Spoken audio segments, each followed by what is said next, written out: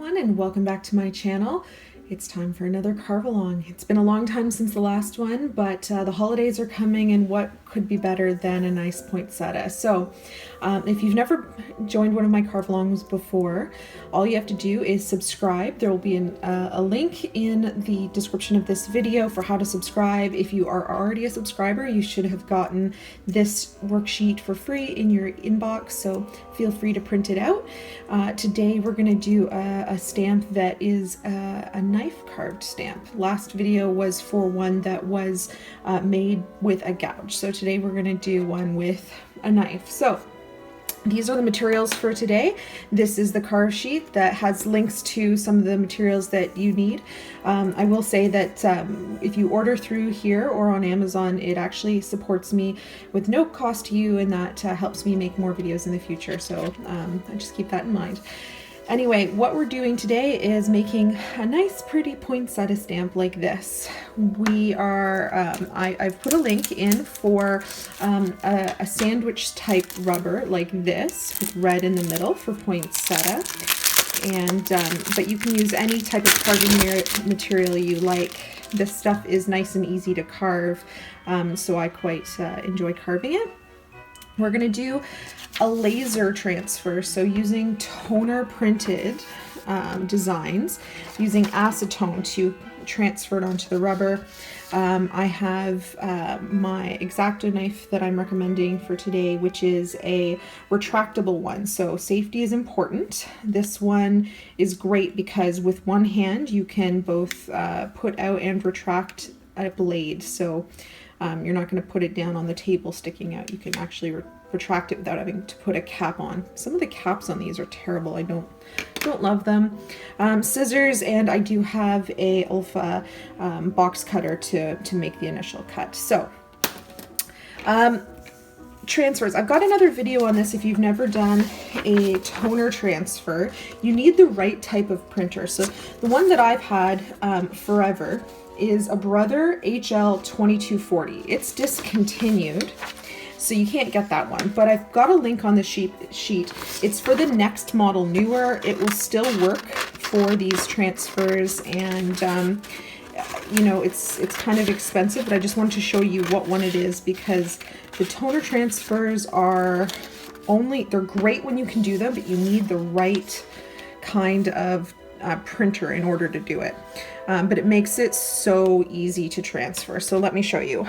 All I do is take regular acetone with a little cotton pad to keep it in. Actually, it's a nail polish remover container. All you need is a little bit on a cotton pad like that. Then you take recently printed from the right type of printer. You flip it upside down on the rubber where you want it. I'm going to put it right there, and then you just wet the back down. Then once you do that, you pull it up and it's transferred. So most people do the pencil transfer, and it takes some time to, you know, go over the entire design with a pencil and then have to rub it on.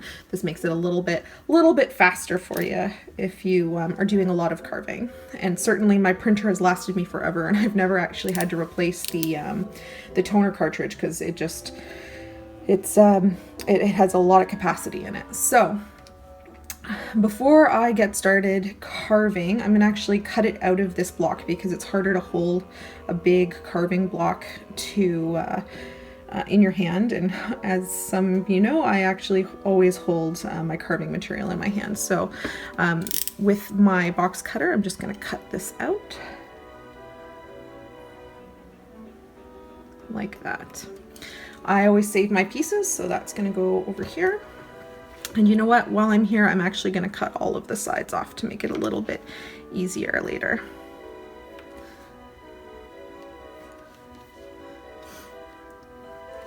So in the last video I did, it was using a gouge. This one is about knife carving. I actually prefer to knife carve. It's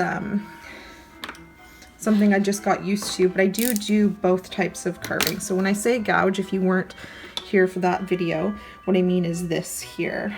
So this is the gouge tip, and it's great for learning to carve, but this is just as sharp as a knife. I know some people think, oh, but it's easier for kids or it's not as sharp, but just as dangerous. So this knife, it's a brand new blade in it. This is, I just use by X-Acto blades in bulk, but this one does come with it as well. Like I said, I carve in my hand. Some people that freaks them out, but as long as you have a new sharp instrument and soft carving rubber. So I wouldn't use some of the North American style rubbers to do this because you need a lot of force in pressing in the rubber to make a cut. And that's when you run the risk of having the knife jump out of the rubber and stab yourself in the hand. And I don't want that for anyone. So be careful and be safe. But it's really a different process to carve with a knife. You have to make both sides of the cut. So here's what I mean. So I'm going to cut all the way around the outside of this, like that. And I'm carving at a 45-degree angle. And that's important. And I'm carving the 45-degree angle away from the design that I need to stick up after. That's because if you carve under it, you'll loosen it. But once you do that, you actually have to go around again, making another 45-degree cut so that you can clear out, so it makes a V and it will come out. So let me show you again. Do it like this. And there we go. So this is, let's make sure it's focused. You can see it's a V, and that's what cut it out of that middle there. Now to cut out that middle part there, I go in and I do another V, so another 45-degree angle underneath that middle part. And if you do it deep enough, the whole thing comes out like that. See that? So let me try that again. And make the V away from the outside.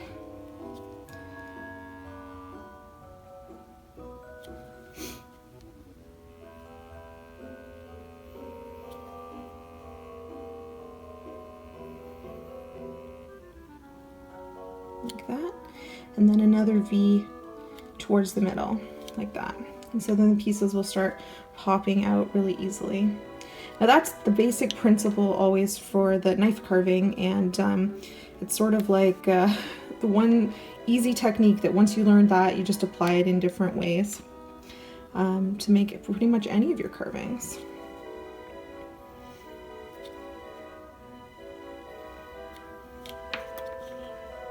There we go. So all you do is ring around the rosy and keep on going with that. Now this, I chose the biggest poinsettia on the Carve Along sheet that you'll get to show you how to do this because it's easier to show on a video when the pieces are bigger. If you have the smaller pieces, I highly recommend using a lighted magnifier. You can get those at hobby stores, you can get them on Amazon. And if you watch under the magnifier, you can see exactly where the tip of the X-Acto knife is going, and you can get some pretty amazing detail. And then when you're stamping it outside from underneath the light, it actually is even more detailed. It's just amazing how it turns out. And any little teeny mistakes you might see that you think, oh, I didn't get that line right, or you know, that corner didn't come out the way I wanted, it actually looks great. So highly recommend it. So my favorite holiday is not Christmas. It's actually Halloween. I have some of you might know, I have another Etsy shop. I actually sell pumpkins because I carve pumpkins, which is how I got into stamp carving in the first place. I love carving, and unfortunately, pumpkins only grow certain times of the year, and that's tragic. I've never been able to convince a farmer to grow them at other times of the year, but you know, it is what it is. So this is the next best hobby, and it's also a little less weird than carving pumpkins in the off season. And but I've always found it difficult to find lots of information about how to carve. The books and information that's out there, it's all out there, but you have to go looking for it. And a lot of the how-tos and tutorials about stamp carving really just cover the basics. So if you're watching this and you're going, hey, how did you do that? Or how can I do this? Or what am I doing wrong? Or anything like that, feel free to leave me a message. You can send me an email. And I'm happy to share what little knowledge I have, because I basically learned as I went. And it's not a popular hobby in North America the way it is elsewhere in the world. So there's some really interesting info out there if you can read other languages, which I can't, but sometimes my Google Chrome can for me. It's really interesting to see all that other information.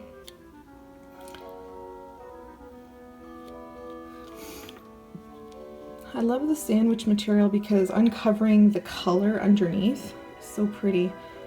So the example poinsettia that I have, that you saw at the beginning of the video, was actually carved just in white rubber.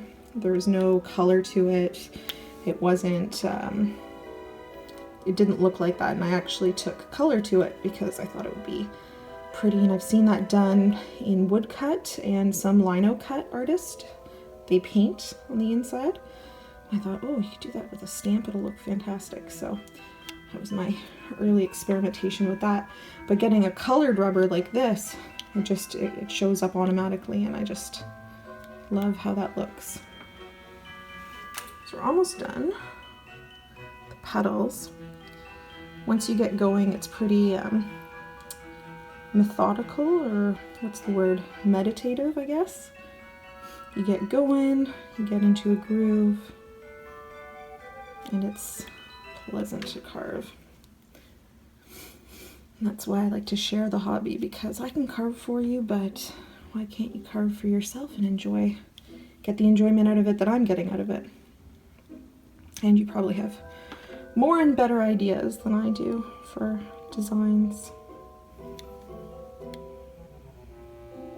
So it's freezing in my house right now, which is why I have my nice mitts on, but it goes with the season for the holidays and the cold. Or maybe you're not in a cold place, but I hate the winter. I like the summer. I don't want to be cozy, I want to be warm all by myself. Am I the only one? Maybe not. Okay. So, once I have all that done, I gotta do those inside circles. So here's what I'm going to suggest you do for those. Gotta change positions here. So for those pieces, you can hold it up as I was doing and then move it, but your eye will notice how any jagged pieces if you do it that way, and there will be a couple pieces because you're moving the knife to do that, so there's going to be little twists of the knife. Instead, what you can do is you put the knife in, again always at the 45-degree angle, and actually just turn the rubber around like that. It'll keep the knife steady and you'll get a perfect little circle. It makes it a little easier, so I'm going to do that. When you have the circles where it's so we're carving these as negative circles, but when you have positive circles, those ones are the pain because you've got to carve around them. When you have something with a lot of dots in it, it's not always great. Even this way, you'll still get a couple little jaggies in it, but it makes it a little bit smoother. I'm doing this without my magnifier. I'm doing it just with my eyeballs because I'm videotaping this and I can't do it all at the same time, but I would be doing this under my magnifier if given the choice, because you'll make sure to get the circles perfect if you have it under the magnifier, and I can't really get in close without getting in the way of the video. Okay, so there, all the insides are cut out, and it's really easy to do the outside because you can just do the 45-degree angle around it. Remember, always away from the design.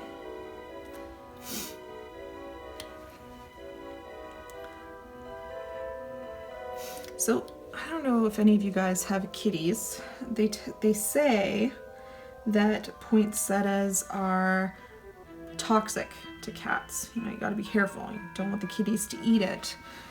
Growing up, I don't know what was wrong, what kind of crazy cats we had. They loved poinsettias, and we had a terrible time with them because the cats were always eating them.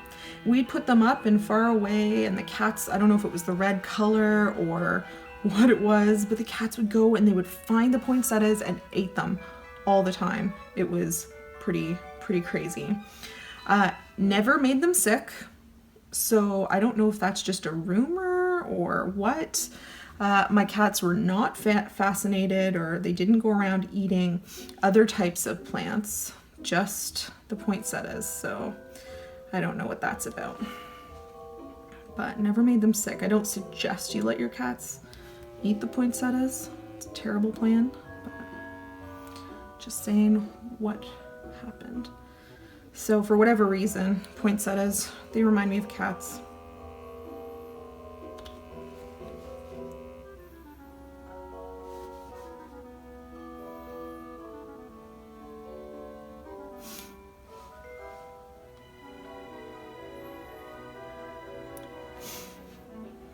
So there we go, back to the beginning. So all of these pieces are like that.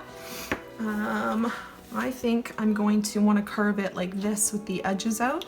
So I'm going to do this really quick to take these pieces out because I'm actually going to cut that out entirely. So I'll show you what I mean. So I wonder, are you actually carving along, or are you watching and then are you going to carve after? Inquiring minds want to know. So if you're watching this, I'd love to see your comments about whether or not you're actually carving. Right now we're planning to carve this later. Either way, if and when you carve this design, I would love to see how it turns out. And if you use a different color rubber, or if you decide to make something else but using your newly acquired knife skills if you're just starting out. I think that would be interesting. So feel free to leave a comment. You can also find me on Instagram. It's Cuts and Scrapes Etsy shop. That's my name on Etsy, or on Instagram rather. And so feel free to leave me, tag me in something. I'd love to see what you guys are carving. There's some amazing carvers out there on Instagram. I follow so many other carvers, and it's really cool seeing what ideas people come up with. Because once you learn the skills with the knife or with the gouge, you can carve. Then you're just limited by your imagination in terms of what you come up with. So, okay. There we go. So I'm going to retract this, safety first, and I'm going to go back to my Olfa box cutter because I think I'm going to go and cut this out like this. So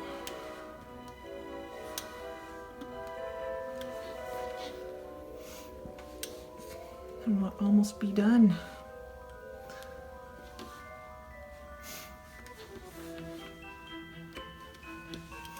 I often get asked, oh, what's your favorite ink?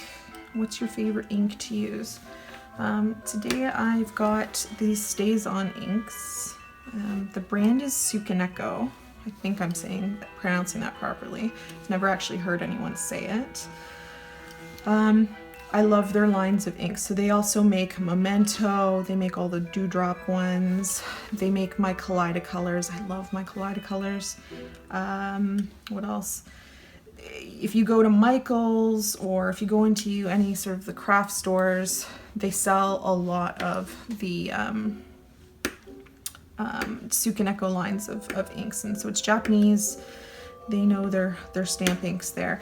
The StazOn line are permanent, so it has some different recommendations. Ouch! Ooh, I bashed myself in the head. There's the problem with the magnifier lamp if you're using it. and you're not actually using it, is they are permanent. So this actually has a solvent in it. It dries permanently, and it makes it easy for coloring inside of it because it's not going to run. So I'm going to test it out, our new stamp, with red and black, because you never know. Let's see. I'm going to use the back of the Carve Along sheet. Let's see here now. To use some scrap paper. This is going to shake the camera, which is on the table. I apologize. Oh, look at that. Oh, maybe I'll just do it in black. Oh, that looks great. I love how it looks with the white outline from the layer. Do you see that?